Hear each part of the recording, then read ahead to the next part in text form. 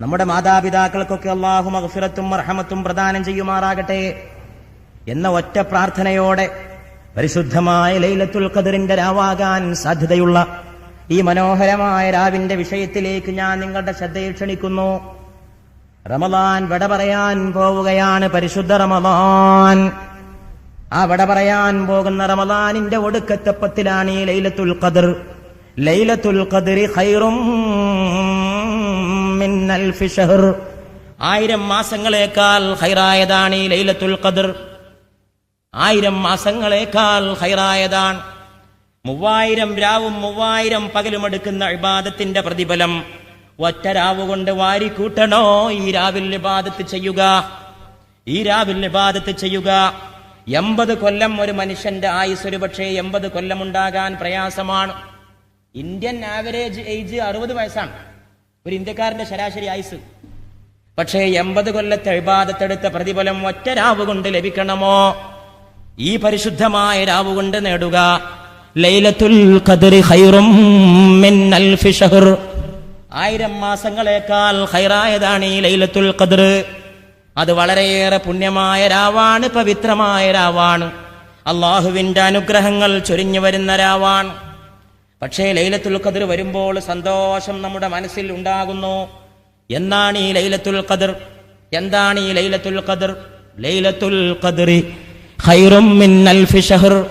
ഇന്നാ അൻസൽനാഹു ഫീ ലൈലത്തുൽ ഖദർ. നാം ആ ഖുർആനിനെ ലൈലത്തുൽ ഖദറിലാണ് അവതരിപ്പിച്ചിട്ടുള്ളത്. ഖദറിന്റെ രാവിലാണ് നാം അതിനെ ഇറക്കിയിട്ടുള്ളത്. അതുകൊണ്ട് ആ മാസം വളരെ ശ്രേഷ്ഠമായ രാവാണ്. തനസ്സലുൽ മലായികത്തു വറൂഹ്. അന്ന് റൂഹും മലക്കുകളും ഇറങ്ങി വരും. റൂഹ് എന്ന് പറഞ്ഞാൽ മറ്റാരുമല്ല, ആമിന ബീവിയുടെ മുത്തുമോന്റെ നെറ്റിത്തടത്തിൽ വിയർപ്പ് തുള്ളികൾ സൃഷ്ടിച്ച റൂഹുൽ അമീനെ മലക്ക് ജിബ്രീൽ അലൈഹിസ്സലാം. ആ ജിബ്രീൽ ഇറങ്ങി വരുന്ന രാവാണ് ലൈലത്തുൽ ഖദർ. അത് ഇന്ന് രാവിൽ കോട്ടക്കൽ കുറ്റിപ്പുറത്തെ ചെനക്കലെ പാറപ്പുറത്തിറങ്ങുമോ? ജിബ്രീലിന്റെ ചിറകൊടി കൊണ്ട് എന്റെ സഹോദരങ്ങളെ നിങ്ങളുടെ കൽബുകൾ തഖ്വയുടെ പൂക്കളെ വിരിയിച്ചെടുക്കുമോ? അള്ളാഹുവിനെ മാത്രം അറിയുന്ന അജ്ഞാതമായ നിഗൂഢതകളാണ്. ആർക്ക് പറയാൻ കഴിയും അങ്ങനെ സംഭവിക്കുമോ എന്ന്? റബ്ബിന്റെ അനുഗ്രഹം ജിബ്രീലിന്റെ ചിറകേറി വരുന്ന രാവാണ് ലൈലത്തുൽ ഖദർ എന്ന് പറയുന്ന ഈ രാവ്. പരിശുദ്ധ റമളാനിന്റെ വിട പറയാൻ പോകുന്ന ഈ മനോഹരമായ രാവ്, ഒടുക്കത്തെ 10 നിങ്ങൾ അതിനെ തിരയുക എന്നാണ് മുത്ത് നമ്മോട് പറഞ്ഞിട്ടുള്ളത്. ഇത് ഇന്ന രാത്രിയാണെന്ന് പറഞ്ഞിട്ടില്ല. 27 രാവെന്ന് കണിശായിട്ടൊന്നും പറയാൻ കഴിയില്ല. അതൊക്കെ കൗമുണ്ടാക്കിയതാണ്. ചില ഉലമാക്കന്മാരൊക്കെ അങ്ങനെ അഭിപ്രായം പറഞ്ഞിട്ടുണ്ട്, 27 രാവ് ആകാൻ സാധ്യതയുണ്ടെന്ന്. അത്രേ ഉള്ളൂ.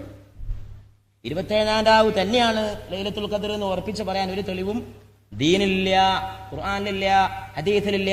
നമ്മുടെ മദ്ഹബിന്റെ ഇമാമായ ഷാഫി ഇമാമിന്റെ അഭിപ്രായത്തിൽ 21 രാവോ 23 രാവോ ആണ്. ആലോചിച്ച് നോക്കണം. ആ ഷാഫി ഇമാമിന്റെ മദ്ഹബിലാണ് നമ്മൾ. പക്ഷേ വേറെ കുറെ ഇമാമിങ്ങളുടെ അഭിപ്രായത്തിൽ 27 രാവിന് കൂടുതൽ സാധ്യതയുണ്ടെന്ന് മാത്രം. ഇതെന്തിനാ രാത്രി അങ്ങനെ വ്യക്തമാക്കാതെ വെച്ചത്? അത് തന്നെ ഒരു രഹസ്യമാണ്. അത് വ്യക്തമായാൽ അന്ന് മനുഷ്യന്മാരെ ഇബാദത്തെടുത്തിട്ട് അതിന്റെ കൂലി ഒന്നിച്ചു കൊണ്ടുപോകും. വ്യക്തമാകാതിരുന്നാലോ ഏത് രാവും ആ രാവാകാൻ സാധ്യതയുണ്ട് എന്ന് മനസ്സിലാക്കിയിട്ട് കൂടുതൽ കൂടുതൽ ഇബാദത്തിലേക്ക് ഇറങ്ങി വരും ഏത് രാവും. ലൈലത്തുൽ ഖദർ ഇന്ന ദിവസമാണെന്ന് എനിക്ക് ബോധ്യപ്പെട്ടാൽ ഞാൻ എന്താണ് ചെയ്യേണ്ടത് എന്നൊരു ഭാര്യ ഭർത്താവിനോട് ചോദിച്ചു. ഭാര്യ സാധാരണ ഭാര്യയല്ല, ആയിഷ ബീവിയാണ്. സിദ്ദീഖിന്റെ ഓമന മകളായ സയ്യിദത്തുന ആയിഷത്തു സിദ്ദീഖ റളിയല്ലാഹു തആല അൻഹ. ഭർത്താവ് അല്ലാഹുവിന്റെ റസൂലാണ്. ചന്ദ്രഗോളങ്ങൾ ചുറ്റിക്കറങ്ങി വന്ന ഭർത്താവിന്റെ കൂടെ കിടന്ന ആയിഷ ബീവിയെ നിങ്ങൾ എത്ര ഭാഗ്യവതിയാണ്. ആയിഷ ബീവി ചോദിക്കുന്നു, എനിക്ക് ലൈലത്തുൽ ഖദർ ഇന്ന രാവാണെന്ന് ബോധ്യപ്പെട്ടാൽ ഞാൻ എന്താണ് ചെയ്യേണ്ടത് അല്ലാഹുവിന്റെ റസൂലേ?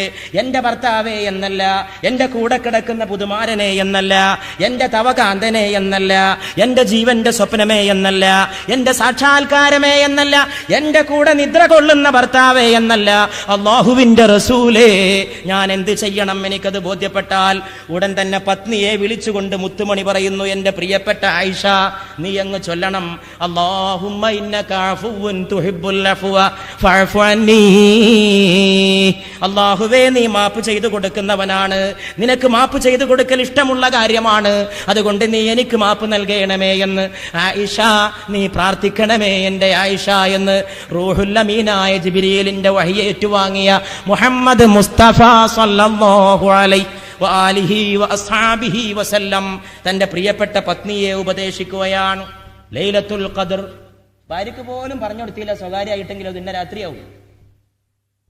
ഒരു ദിവസം അള്ളാഹുവിന്റെ റസൂൽ പറഞ്ഞു, എനിക്കത് ഇന്ന രാത്രിയാന്ന് മനസ്സിലായി, ഇന്ന രാത്രിയാണ് ലൈലത്തുൽ ഖദർ എന്ന് എനിക്ക് അള്ളാഹു അറിയിച്ചു തന്നു.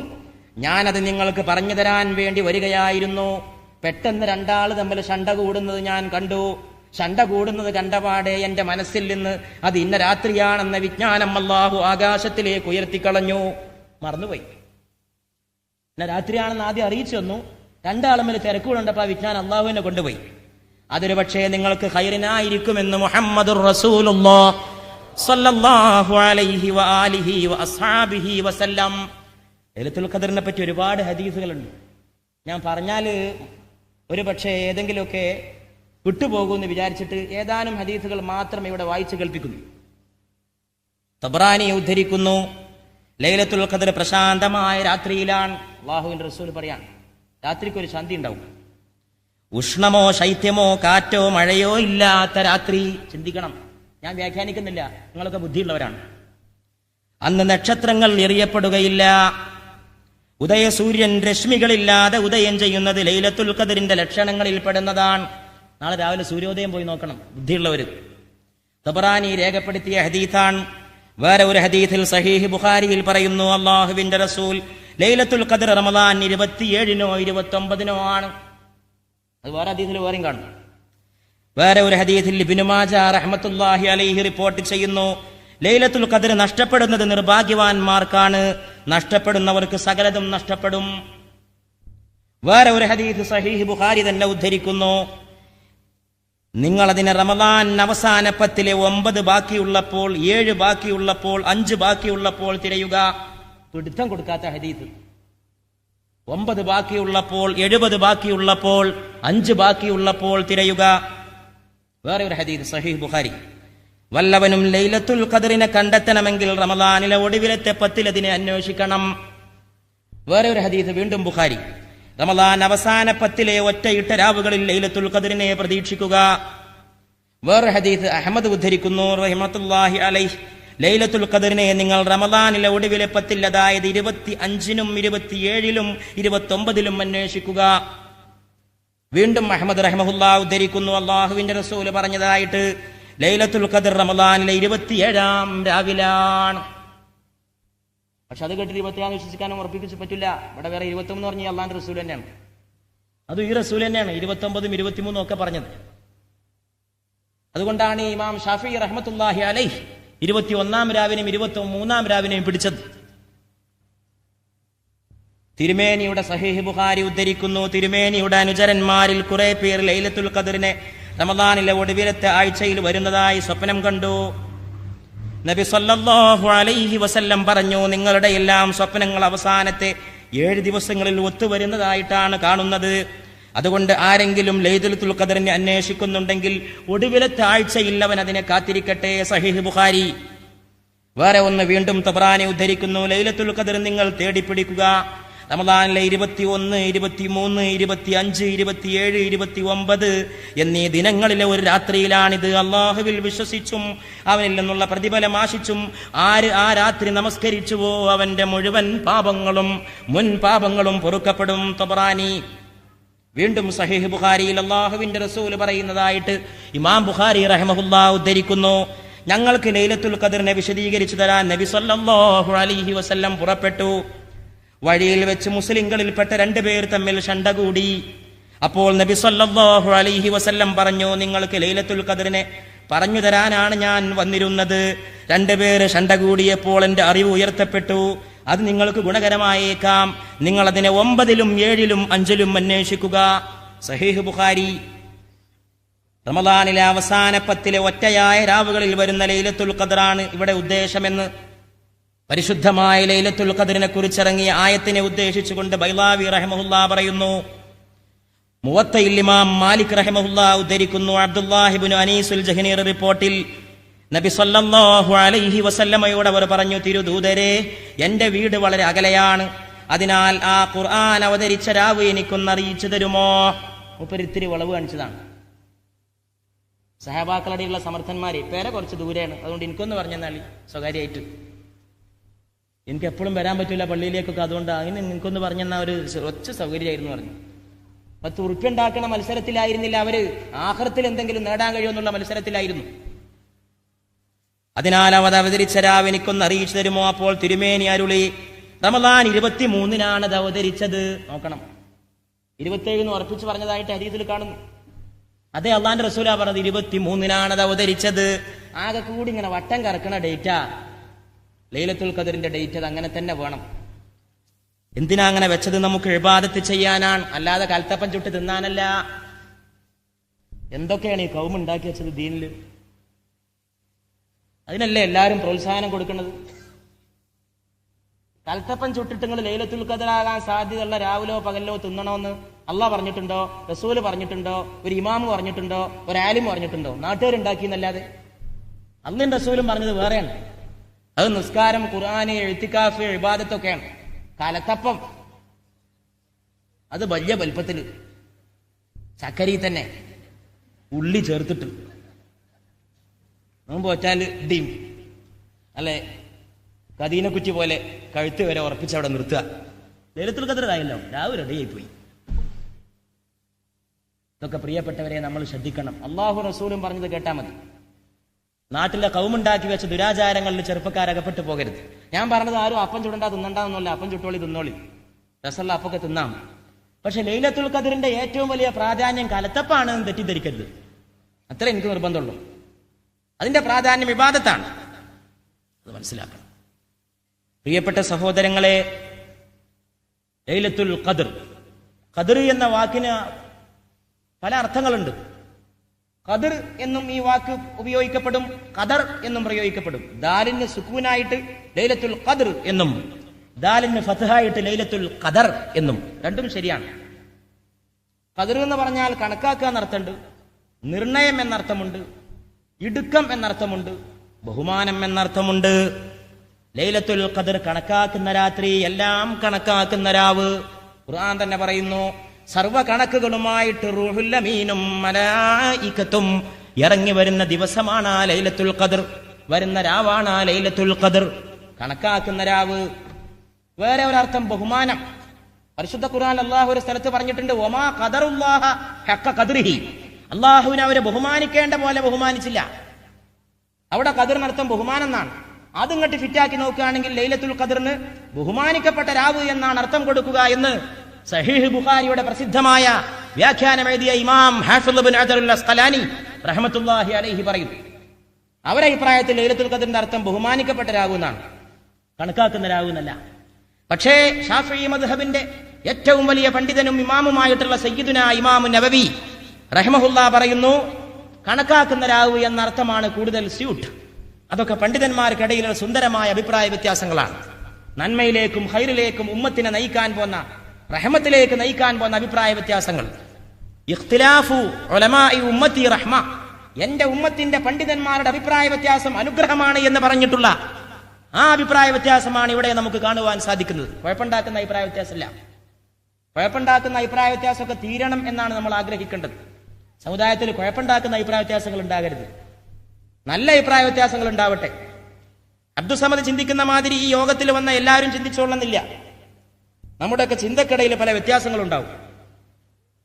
അങ്ങനെയുള്ള വ്യത്യാസങ്ങൾ നമുക്കിടയിൽ പരസ്പരം ഉണ്ടാകാൻ സാധ്യതയുണ്ട്. പക്ഷേ നമുക്കിടയിൽ പരസ്പരം യോജിപ്പുണ്ടാകണം, ഐക്യമുണ്ടാകണം, രഞ്ജിപ്പുണ്ടാകണം. അഭിപ്രായങ്ങളിൽ വ്യത്യാസമുണ്ടായാലും നമ്മൾ ഒന്നാണെന്ന ബോധം വരുത്തണം.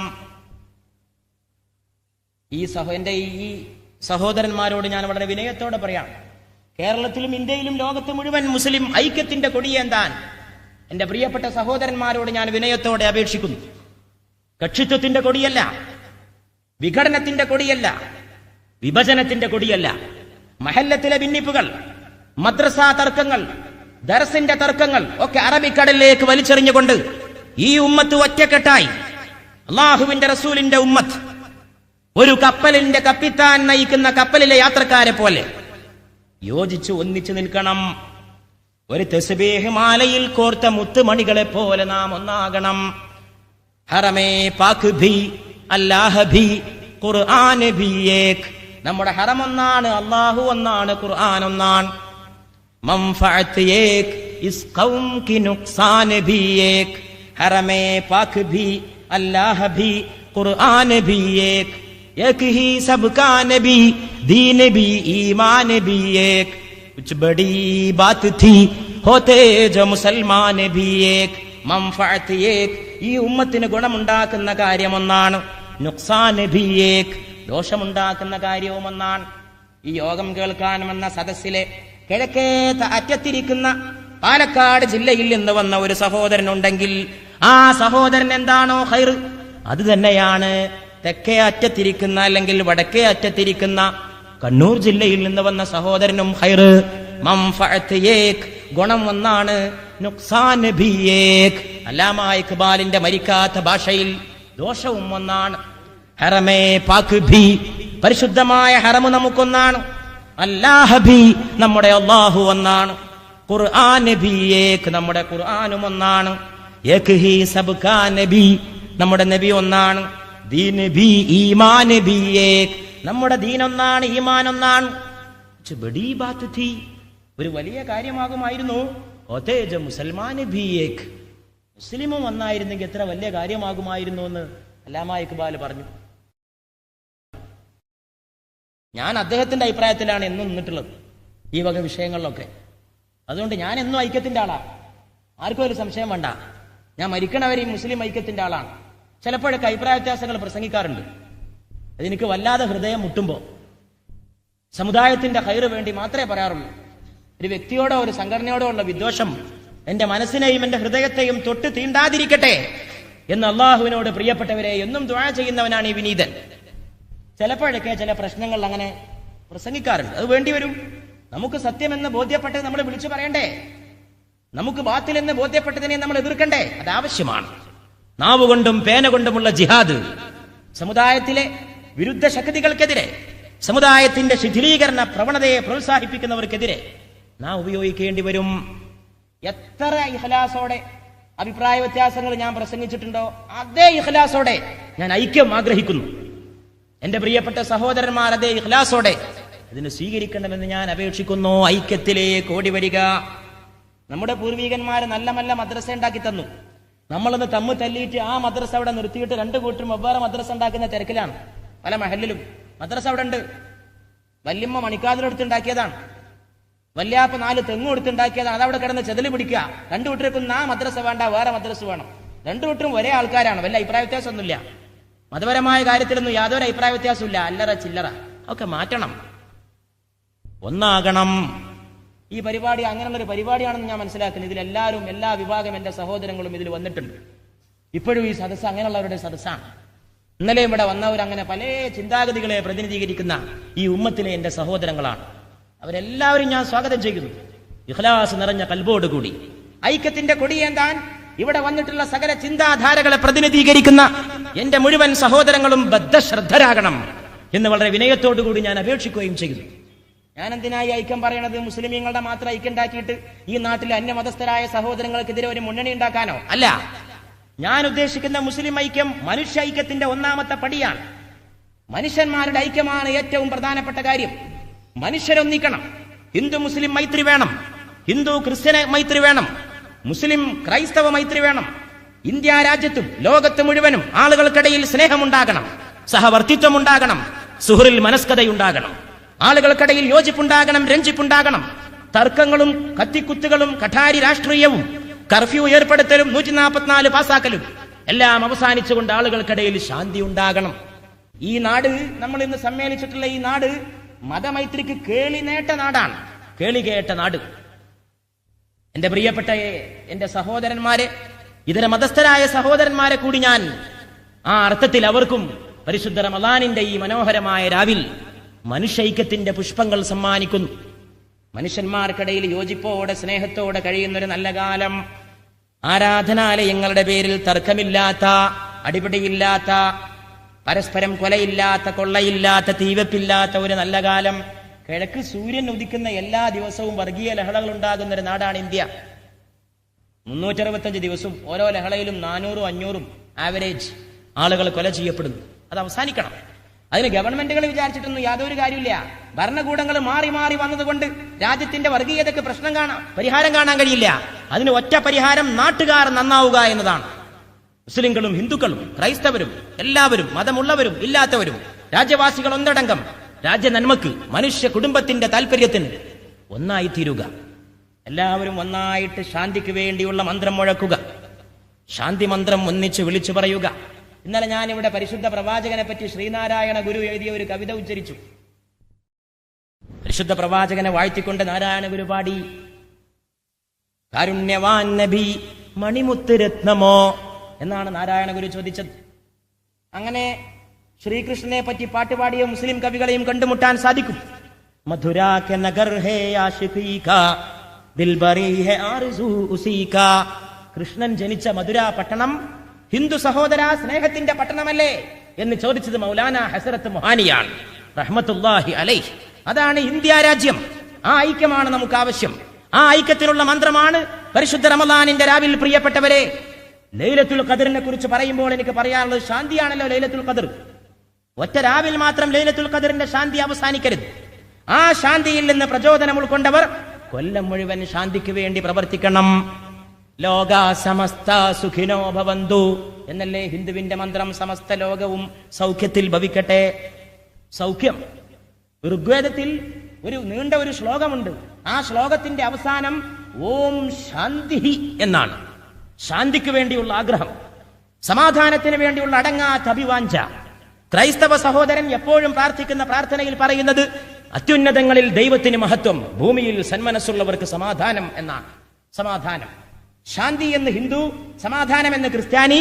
മുസ്ലിമോ ലൈലത്തുൽ ഖദറിൽ മാത്രമല്ല, ഏത് രാവിലും ഏത് പകലിലും 5 വഖ്ത് നമസ്കാരം കഴിഞ്ഞാൽ അവന്റെ പ്രവാചകൻ പഠിപ്പിച്ച പോലെ അവൻ ചൊല്ലും അല്ലാഹുമ്മ അന്തസ്സലാം اللهم أنت السلام ومنك السلام وإليك يرجع السلام حينا ربنا بالسلام وأدخلنا دار السلام تباركت ربنا وتعاليت يا ذا الجلال والإكرام.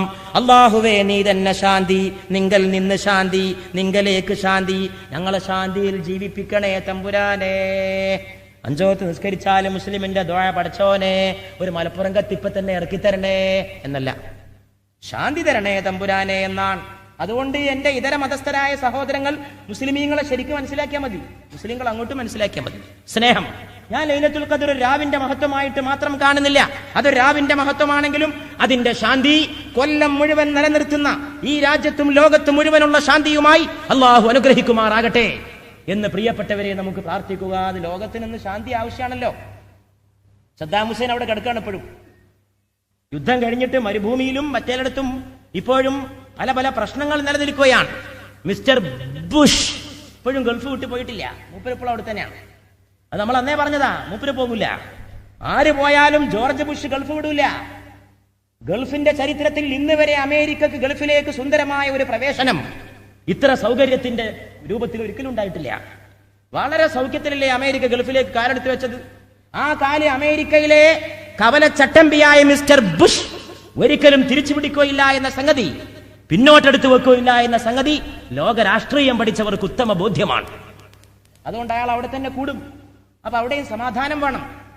സമാധാനം ഇറാനിലും വേണം, ഇറാഖിലും വേണം, മധ്യ പൗരസ്ത്യ ദേശത്തും വേണം, ഫലസ്തീൻകാർക്കും വേണം. എന്നിട്ട് ആ ഒന്നാമത്തെ ഖിബിലല്ലേ ബൈത്തുൽ മുഖദ്ദസ്, അതൊന്ന് ഈ സമുദായത്തിന് തിരിച്ചു കിട്ടണം. ബൈത്തുൽ മുഖദ്ദസിലേക്കൊന്ന് പോകണം. അമ്പിയാക്കളുടെ മഖബറകളെ നോക്കി ഒന്ന് സലാം ചൊല്ലണം. അസ്സലാമു അലൈക യാ അംബിയാ അല്ലാഹ് മൂസാ നബിക്ക് അവിടെയാണ് വിശ്രമം. പിന്നെ എത്ര അമ്പിയാക്കൾക്ക് അവിടെയാണ് വിശ്രമം. ആ ബൈത്തുൽ മുഖദ്ദസ് മോചിപ്പിച്ചെടുക്കാൻ ഒരു സലാഹുദ്ദീൻ അയ്യൂബിയുടെ തിരിച്ചുവരവിന് വേണ്ടി ലോകം മോഹിക്കുകയാണ്. സ്വർണ്ണ പണത്തിന്റെ ഹുങ്കിൽ ജീവിക്കുന്ന അറബ് ശൈഖന്മാരെ കൊണ്ട്, സുൽത്താന്മാരെ കൊണ്ട് അല്ലാഹുവിന്റെ റസൂലിന്റെ ഒന്നാമത്തെ ഖിബ്ല തിരിച്ചു പിടിക്കാൻ സാധ്യമല്ല. ബൈത്തുൽ മുഖദ്ദസ് തിരിച്ചു പിടിക്കണമെങ്കിൽ ഇന്നത്തെ സുൽത്താൻമാരെ കൊണ്ട് സാധ്യമല്ല, ശൈഖുമാരെ കൊണ്ട് സാധ്യമല്ല. അമേരിക്കക്ക് പച്ച പരവതാനി വിരിച്ചു കൊടുത്ത, അമേരിക്കയുടെ ചെരുപ്പ് ചുമക്കുന്ന അറബ് ലോകത്തെ വിഡ്ഢികളെ കൊണ്ടോ അവരുടെ സേവകന്മാരെ കൊണ്ടോ സാധ്യമല്ല. അതിന് ആൺകുട്ടികൾ ജന്മമെടുക്കണം. സലാഹുദ്ദീൻ അയ്യൂബിയെ പോലെയുള്ള പുരുഷന്മാർ ലോകത്തുണ്ടാകണം. അല്ലാഹുവിന്റെ റസൂലിന്റെ ഉമ്മത്തിൽ പിറന്ന പുരുഷന്മാർ അവര് ചെന്നുകൊണ്ട് യുദ്ധം പ്രഖ്യാപിക്കണം. ചെന്ന് പ്രഖ്യാപിച്ചുകൊണ്ട് അമ്പിയാക്കൾ വിശ്രമിക്കുന്ന ബൈത്തുൽ മുഖദ്ദസിനെ ഡൈനാമിറ്റ് വെച്ച് തകർക്കുന്ന യഹൂദ രാഷ്ട്രത്തിന്റെ ധിക്കാരത്തിൽ നിന്ന് ഒന്നാം ഖിബലയെ മോചിപ്പിച്ചെടുക്കണം. പരിശുദ്ധമായ ലൈലത്തുൽ ഖദറിന്റെ പാരാവാരം പോലെ പരന്നു കിടക്കുന്ന ഈ മനുഷ്യ മഹാസമുദ്രത്തെ നോക്കിക്കൊണ്ട് പ്രിയപ്പെട്ടവരെ, ഫക്കീറായ നിങ്ങളുടെ ഈ സഹോദരൻ ദുആ ചെയ്യുന്നു, റബ്ബേ ഞങ്ങളുടെ ബൈത്തുൽ മുഖദ്ദസ് തിരിച്ചു കിട്ടിയിട്ട് ആ വിവരമെങ്കിലും രണ്ട് കാതുകൾ കൊണ്ട് കേട്ടിട്ട് കണ്ണടക്കാനുള്ള തൗഫീക്ക് ഞങ്ങൾക്ക് നീ പ്രദാനം ചെയ്യണമേ തമ്പുരാനെ. ലൈലത്തുൽ ഖദറിനെ നമ്മൾ സ്വന്തം കാര്യത്തിന് വേണ്ടി മാത്രം ദ്വാരനാ പോരാ, മുസ്ലിം ലോകത്തിന്റെ കാര്യത്തിന് ദ്വാരക്കണം. മുസ്ലിം ലോകത്തിന്റെ അന്നത്തെ ഏറ്റവും വലിയ കാര്യം ബൈത്തുൽ മുഖദ്ദസാണ്. പക്ഷെ ലൈലത്തുൽ ഖദറിന്റെ രാവിൽ നാം അല്ലാഹുവോട് തേടുക, റബ്ബേ നീ ലോകത്ത് സമാധാനത്തെ നൽകണമേ തമ്പുരാനെ. ഒന്നാമത്തെ ഖിബലയായ ബൈത്തുൽ മുഖദ്ദസിനെ നീ മോചിപ്പിക്കണമേ തമ്പുരാനെ. രണ്ടാമത്തെ ഖിബലയായ കഅബ ഷരീഫിന്റെ മണ്ണിൽ നിന്ന് ഗൈറിൽ മഗ്ദൂബി അലൈഹിം എന്ന വിഭാഗത്തെയും വലദ്ദാലീൻ എന്ന വിഭാഗത്തെയും നീ ആട്ടിയോടിപ്പിക്കണമേ തമ്പുരാനെ. സകല വഴി പിഴച്ചു പോയവരും ദുർമാർഗികളും റബ്ബിന്റെ കോപത്തിന് വിധേയരായവരുമായ ആളുകളുടെ ദുശ്ചൈതികളിൽ നിന്നും സകലവിധ ജാഹിലിയ്യത്തിൽ നിന്നും നിന്റെ പുണ്യദേശങ്ങളെ നീ രക്ഷപ്പെടുത്തേണമേ തമ്പുരാനെ. പ്രിയപ്പെട്ടവരെ, തമ്മിലൊക്കെ ചില്ലറ കുഴപ്പമുണ്ടായാലേ അതൊക്കെ പരസ്പരം രഞ്ജിപ്പിൽ തീർക്കണം. അറബികളും തീർക്കണം, നിങ്ങളും ഞാനും തീർക്കണം, കേരളത്തിലും തീർക്കണം, സൗദിയിലും തീർക്കണം, ഇറാഖിലും തീർക്കണം. അതാണ് നമ്മൾ ചെയ്യേണ്ടത്. അലി റളിയല്ലാഹു അൻഹുവും മുആവിയ റളിയല്ലാഹു അൻഹുവും യുദ്ധം ചെയ്യാൻ പോയിരുന്ന സമയത്ത് ബൈസന്റൈൻ ചക്രവർത്തി, ചുരുക്കി പറയട്ടെ സംഭവം, ഒരു കത്ത് കൊടുത്തയക്കുന്നു. മുആവിയ, നിങ്ങൾ അലിയെ തോൽപ്പിക്കണം, ഞാൻ ഒട്ടകപ്പടയക്കാം, കുതിരപ്പടയക്കാം. ബുഷ് പറഞ്ഞ മാതിരി തന്നെ ഞാൻ എല്ലാ സഹായവും ചെയ്യാം, നിങ്ങൾ മറ്റവനെ തോൽപ്പിക്കണം. സോക്കട് പഴയത് തന്നെ, പക്ഷെ ആള് മാറിയെന്ന് മാത്രം. ബൈസന്റൈൻ ചക്രവർത്തി പറഞ്ഞു, മുആവിയ, അലി ഒന്ന് തോറ്റു കാണാൻ ഞാൻ ആഗ്രഹിക്കുന്നു. ഏത് അലി? മെഹ്റാബിൽ ഇരുന്നു കൊണ്ട് ഒരു ദിവസമുണ്ട് അലിയാര് തങ്ങൾ റളിയല്ലാഹു അൻഹു പൊട്ടിക്കരയുന്നതായിട്ട് ഒരാൾ കേൾക്കുന്നു. മെഹ്റാബിൽ ഇരുന്നിട്ട് നിസ്കരിച്ചിട്ട് ഇങ്ങനെ പറയാം, ഏയ് ഞാൻ നിന്നെ ഒഴിവാക്കില്ലേ, ഞാൻ നിന്നെ തൊലാക്കിയല്ലേ, വിവരം നീ അറിയില്ലേ, പിന്നെ എന്തിനാ നീ എന്റെ അടുത്തേക്ക് വന്നിരിക്കണത്? ഇതെന്ത് കഥ നോക്കിയിട്ട് ആള് പോയി നോക്കി. തലാക്കില്ല വർത്താനൊക്കെ പറഞ്ഞത്. ഇപ്പത്തെ പുതിയ തലാക്കല്ല, രാഷ്ട്രീയ തലാക്കല്ല, വേറെ തലാക്കാണ്. അതുകൊണ്ട് പ്രിയപ്പെട്ട സഹോദരന്മാരെ, മഹാനായ അലി റളിയല്ലാഹു തആല അൻഹു മെഹ്റാബിൽ നിന്നുകൊണ്ട് പറയാണ്, തലാക്ക് ചൊല്ലി ഒഴിവാക്കില്ലേ, പിന്നെ എന്തിനാ വന്നത്? നോക്കുമ്പോ ദുന്യാവിനോടാണ് മഹാനായ അലി റളിയല്ലാഹു അൻഹു സംസാരിക്കുന്ന. ദുന്യാവേ, നിന്നെ ഞാൻ തൊലാക്ക് ചൊല്ലിയ ഭാര്യയാണ്, നീ എന്റെ അടുത്തേക്ക് വരണ്ട, നീ എന്നെ ചതിക്കരുത്, നീ എന്നെ വഞ്ചിക്കരുത്. വില്ലാളി വീരനായ അലി, ആ അലിയെ തോൽപ്പിക്കാൻ ബൈസന്റൈന്റെ പട്ടാളം മുആവിയ റളിയല്ലാഹു അൻഹുവിനെ, കത്ത് കിട്ടിയ മുആവിയ റളിയല്ലാഹു അൻഹു വിളിച്ചു. തന്റെ കത്ത് എഴുതുന്ന പ്രൈവറ്റ് സെക്രട്ടറിയെ, വാ ബൈസന്റൈൻ ചക്രവർത്തിക്ക് ഒരു മറുപടി കൊടുത്തേക്കണം. ഏത് മറുപടി? എന്താ മറുപടിയുടെ ആദ്യത്തെ വാചകം? ബൈസന്റൈൻ പട്ടി എറിയാൻ മുആവിയ കൊടുത്തേക്കുന്ന മറുപടി. ഞാനും അലി റളിയല്ലാഹു അൻഹുവും തമ്മിലുള്ള അഭിപ്രായ വ്യത്യാസം ഞങ്ങളുടെ കുടുംബകാര്യമാണ്, അത് ഞങ്ങളുടെ ആഭ്യന്തര പ്രശ്നമാണ്. അതിൽ നീ എങ്ങാനും ഇടപെടാൻ വന്നാൽ എന്റെ മഹാനായ നായകൻ അലിയുടെ പിന്നിൽ നിന്നുകൊണ്ട് നിനക്കെതിരെ പട നയിക്കുന്നവനും, പിന്നെ നിന്റെ മുഖത്തേക്ക് ആഞ്ഞു വെട്ടുന്നവനും, പിന്നെ നിന്റെ കണ്ണ് ചുഴന്നെടുക്കുന്നവനും ഈ മുആവിയ ആയിരിക്കുമെന്ന് നീ മനസ്സിലാക്കണം. ഒരു ഇംഗ്ലീഷ് ചരിത്രകാരൻ ആ കത്തിങ്ങനെ പരിഭാഷപ്പെടുത്തുന്നു, from Muawiya to the Byzantine dog. Byzantine നായിക്ക് മുആവിയയുടെ മറുപടി. അങ്ങനെയുള്ളൊരു മറുപടിയായിരുന്നു ബുഷിന് ഇന്നത്തെ അറബ് സുൽത്താന്മാര് കൊടുക്കേണ്ടിയിരുന്നതെന്ന് അബ്ദുൽ സമദ് പ്രസംഗിച്ചിട്ടുള്ളൂ. അല്ലാതെ നമ്മൾ സദ്ദാമിന്റെ ആളായിട്ടില്ല. ഇത് മുതലെടുക്കാനൊരു ദുശക്തി വരുമ്പോ അങ്ങനെയുള്ളൊരു മറുപടി കൊടുത്തിട്ട് തമ്മിൽ നന്നായിട്ട് പരിഹരിക്കേണ്ടതായിരുന്നു. അതുകൊണ്ട് പ്രിയപ്പെട്ടവരെ, ആ മണ്ണിനെ അല്ലാഹു ആപത്തുകളിൽ നിന്ന് രക്ഷപ്പെടുത്തുമാറാകട്ടെ എന്നേ നമുക്ക് ദുആ ചെയ്യാനുള്ള. ഈ പരിശുദ്ധമായ ലൈലത്തുൽ ഖദറിൽ ലൈലത്തുൽ ഖദർ എങ്ങനെ ഉണ്ടായത്? ഒരുപാട് സംഭവങ്ങൾ അയിമ്മത്തും മുജ്തഹിദീങ്ങളും ഉലമാക്കളും അതിനെപ്പറ്റി പറഞ്ഞിട്ടുണ്ട്. ഹൈദരാബാദിൽ ജീവിച്ചിരുന്നു മഹാനായ ഒരു പണ്ഡിതൻ സയ്യിദ് അബുൽ ഹസനാത്ത് അബ്ദുല്ലാ ഷാ നഖ്ശബന്ദി ഖദ്ദസല്ലാഹു സിർറഹുൽ അസീസ്. ഹനഫി മദ്ഹബിലെ മഹാനായ പണ്ഡിതനായിരുന്നു അബുൽ ഹസനാത്ത് റഹ്മത്തുള്ളാഹി അലൈഹി. തന്റെ ഒരു കിതാബിൽ പറയുകയാണ്, ഒരു ഹദീസ് ഉദ്ധരിച്ചുകൊണ്ട് പറയുകയാണ്, അള്ളാഹുവിന്റെ റസൂൽ അള്ളാഹുവിനോട് കേണു പറഞ്ഞു, എന്റെ മുമ്പുണ്ടായിരുന്ന ഉമ്മത്തീങ്ങൾക്ക് റബ്ബേ നീ കൂടുതൽ ആയുസ് കൊടുത്തിരുന്നു, ഓരോരുത്തർക്കും കൂടുതൽ വയസ്സ് പ്രായം ജീവിക്കാൻ കഴിഞ്ഞിരുന്നു.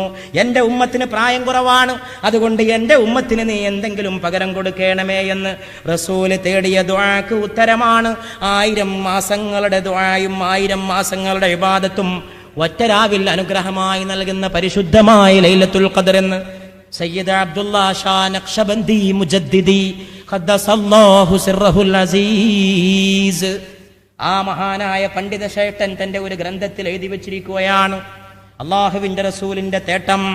ആ തേട്ടം കൊണ്ടാണ് ഇത് വന്നിട്ടുള്ളത്. പരിശുദ്ധ ഖുർആൻ അവതരിപ്പിക്കപ്പെട്ട ഈ രാവ് അങ്ങനെ സംഭവിച്ചതാണ്. പ്രിയപ്പെട്ട സഹോദരങ്ങളെ, ഏതായിരുന്നാലും ഇത് അത്ഭുതകരമായ ഒരു രാവാണ്. 1000 മാസങ്ങളെക്കാൾ ശ്രേഷ്ഠമായ രാവ് മാത്രമല്ല, പിന്നെ ഒരിക്കൽ അള്ളാഹു തേടിയത്രേ എന്റെ ഉമ്മത്തിന്റെ കാര്യം എന്താണ്. ഉമ്മത്തിന് വേണ്ടി സദാ പ്രാർത്ഥിക്കുന്ന റസൂല് തേടി, റബ്ബേ എന്റെ ഉമ്മത്തിന്റെ കാര്യം എന്താണ്, എന്റെ ഉമ്മത്തിന്റെ കാര്യം എന്താണ്. അള്ളാഹു മറുപടി കൊടുത്തു, സാധാരണ അമ്പിയാക്കൾക്ക് മാത്രം കൊടുക്കുന്ന ഒരു അനുഗ്രഹം നിങ്ങളുടെ ഉമ്മത്തിന് എന്റെ ഹബീബേ ഞാൻ നൽകാൻ പോവുകയാണ്. അതെന്താണെന്നറിയുമോ? അമ്പിയാക്കളെ തേടിയാണ് വഹയിന്റെ മലക്കായ ജിബ്രീൽ ചെന്നാറുള്ളത്. എന്നാൽ നിങ്ങളുടെ ഉമ്മത്തിനെ തേടിക്കൊണ്ട് ഓരോ കൊല്ലത്തിലും ഒരു രാത്രി ജിബ്രീൽ അലൈഹിസ്സലാം ആകാശത്തിൽ നിന്ന് ഭൂമിയിലേക്ക് ഇറങ്ങിച്ചെല്ലും. അതാണ് എന്റെ ഹബീബേ ലൈലത്തുൽ ഖദ്ർ. ലൈലത്തുൽ ഖദ്രി ഖൈറും മിൻ അൽഫി ശഹർ. ജിബ്രീലാ ഇറങ്ങേണ്ടത്, മലക്കുകളുടെ സുൽത്താൻ, ഏതെങ്കിലും മലക്കല്ല, റൂഹ്. ഖുർആൻ പ്രത്യേകം എടുത്തു പറയുന്നു. എല്ലാ മുഫസ്സിരീങ്ങളും ഈ കാര്യത്തിൽ ഒറ്റ അഭിപ്രായക്കാരാണ്. ജിബ്രീൽ തന്നെയാണ് ഇറങ്ങുന്ന ആള്. ജിബ്രീലിന്റെ ചറകടി മുഴങ്ങുന്ന രാവാണ് ലൈലത്തുൽ ഖദ്ർ. തനസ്സലു ഫീഹിൽ രാത്രി ഇറങ്ങും, റൂഹ് ഇറങ്ങും, മലായികത്തും ഇറങ്ങി വരും. മലായികത്ത് ഇറങ്ങി വന്നുകൊണ്ട് അനുഗ്രഹങ്ങൾ. പ്രിയപ്പെട്ടവരെ, നമ്മുടെ ഈ രാവിലും ഈ ഇതൊക്കെ ലൈലത്തുൽ ഖദ്ർ ആവുകയാണെങ്കിൽ മലക്കുകൾ ഇവിടെ അല്ലാതെ എവിടെ പോകാനാ? നിങ്ങൾ ഉറപ്പിച്ചോളൂ, നിങ്ങളൊക്കെ അടുത്തുണ്ട്. എനിക്കതിൽ യാതൊരു സംശയമില്ല. ഇത് ലൈലത്തുൽ ഖദ്റിന്റെ രാവാണെങ്കിൽ അബ്ദുസ്സമദ് മോശക്കാരനായിരിക്കാം, നമ്മളെ സദസ്സിലൊക്കെ നിങ്ങളും ഞാനൊക്കെ മോശപ്പെട്ടവരായിരിക്കാം. പക്ഷേ നമ്മൾ കൂടിയ രാവും ഈ സദസ്സിന്റെ ഉദ്ദേശവും റമളാന്റെ ദീനിന്റെ മജ്ലിസിന്റെ ബർക്കത്തും മഹത്വവും ചൊല്ലുന്ന സദാക സലാത്തിന്റെ പുണ്യവും, ഇത് ഏതൊരു ലക്ഷ്യത്തിനു വേണ്ടിയാണോ ആ ലക്ഷ്യത്തിന്റെ മഹത്വം, അള്ളാഹുവിന്റെ പേര് മുഴക്കപ്പെടുന്ന മസ്ജിദിനെ പരിപാലിക്കുക എന്ന ലക്ഷ്യം ഒക്കെ കൂടി പരിഗണിക്കുമ്പോൾ ലൈലത്തുൽ ഖദ്റാണെങ്കിൽ മലക്കുന്ന ഇവിടെ തന്നെയാ. യാതൊരു സംശയവും ആ കാര്യത്തിൽ ആർക്കും വേണ്ട. അതുകൊണ്ട് തേടണമെങ്കിൽ ഈ സദസ്സിൽ നിന്ന് തേടിക്കൊള്ളുക. അള്ളാഹു നമ്മെ ആഖിറത്തിൽ രക്ഷപ്പെടുത്തുമാറാകട്ടെ. അള്ളാഹു നമ്മുടെ സകല ദോഷങ്ങളും പുറത്തു നൽകുമാറാകട്ടെ. അവൻ സ്വർഗത്തിലേക്ക് നരകത്തിൽ നിന്ന് എഴുത്തുക്ക് ചൊല്ലി നിയമിക്കപ്പെടുന്നവരിൽ നമ്മയും നമ്മുടെ മാതാപിതാക്കളെയും ഉൾപ്പെടുത്തുമാറാകട്ടെ. പരിശുദ്ധമായി രാവിന്റെ പുണ്യവും ഈ മാസത്തിന്റെ പുണ്യവും അള്ളാഹു മരണം വരെ നമുക്ക് നൽകുമാറാകട്ടെ. ഇനി ഒരു ലൈലത്തുൽ ഖദ്റിൽ ഇതുപോലെ വിശാലമായ ഒരു സദസ്സിലിരിക്കാനും അവിടെ സംസാരിക്കാനും അബ്ദുസ്സമദിന് ആയുസ്സുണ്ടാകുമോ? കേൾക്കുന്ന സഹോദരങ്ങൾക്ക് ആയുസ്സുണ്ടാകുമോ? ആയുസ്സുണ്ടെങ്കിൽ തന്നെ പറയാൻ കഴിയുമോ? ആയുസ്സുണ്ടെങ്കിൽ തന്നെ കേൾക്കാൻ കഴിയുമോ? മരണം ഇങ്ങനെ കൂടെ യാത്ര ചെയ്യുകയല്ലേ. മരണം